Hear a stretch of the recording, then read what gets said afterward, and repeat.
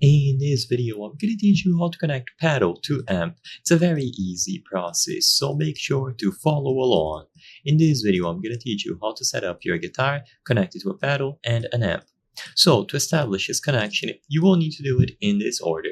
To connect a single pedal, which is essentially a basic setup, you will need a guitar, the amplifier, the pedal, two standard instrument cables, aka 1/4 inch jack cables, and a power supply for your pedal. It's either going to be a 9-volt battery or a dedicated power adapter, so this is going to differ for every single model.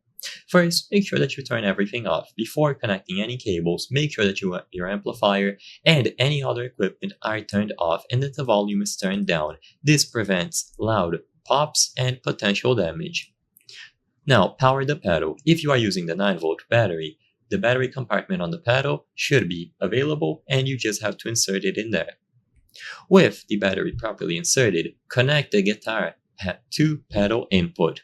So the guitar will go over to the pedal input port here.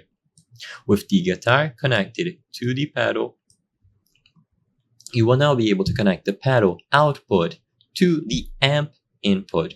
So find an amp input and connect it to the pedal output. Usually this will be enough for you to turn on your gear and enjoy.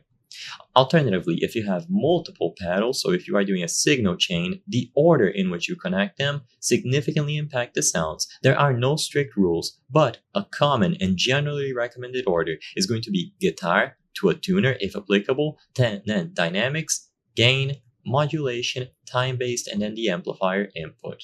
I hope I was able to help you on how to connect a pedal to amp. If this video helped you, please be sure to leave a like and subscribe for more very easy tips. Thank you for watching.